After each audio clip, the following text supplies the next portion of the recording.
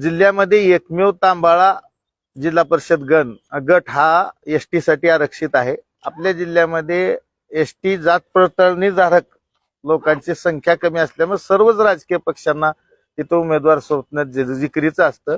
त्यातून आमच्या अंजना सुनील चौधरी या ताडमुगळीच्या उमेदवार आम्ही त्या ठिकाणी अर्ज भरला होता, परंतु गेल्या 2-4 दिवसापासून भाजपच्या दोन्ही आमदाराचे गुंड त्यांच्या पार्टीवर होते। त्या काल हळदी कुंकवाच्या कार्यक्रमानिमित्त उदगीर येथे त्यांच्या मैत्रिणीकडे गेल्या होत्या।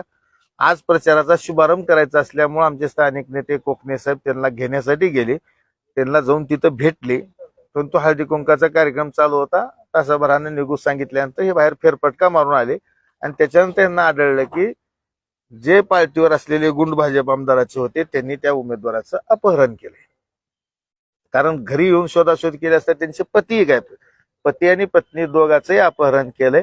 अशा प्रकारे ही लोकशाहीला काळिंबा फासणारी उमेदवार पळवून नेणारी, महाराष्ट्राला बिहारच्या निषेध नेणारी घटना असल्यामुळं, मुख्यमंत्री संस्कृतीच्या गप्पा मारत असल्यामुळं, त्यांच्याकडेच गृह खात्याचा प्रभार असल्यामुळं आम्ही पोलीस अधीक्षकामार्फत त्यांना निवेदन देतोय की आम्हाला तात्काळ आमचा उमेदवार शोधून द्या, जर महाराष्ट्रात कायदा सुव्यवस्था शिल्लक असेल तर।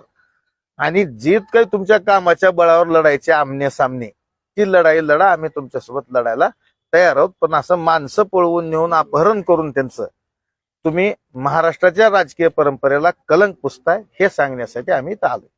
उद्या शेवटची तारीख आहे फॉर्म विड्रॉल करून देण्याची। आपल्याकडे दुसरा उमेदवार, पर्यायी उमेदवार आहे का?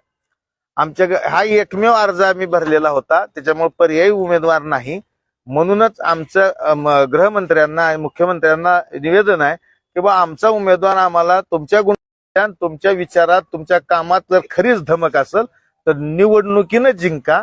असे पळपुटे धंदे, असे दहशतीचे धंदे, गुंडगिरीचे धंदे करण्यापासून तुमच्या आमदारांना वाचवा, सावध करा, परावृत्त करा।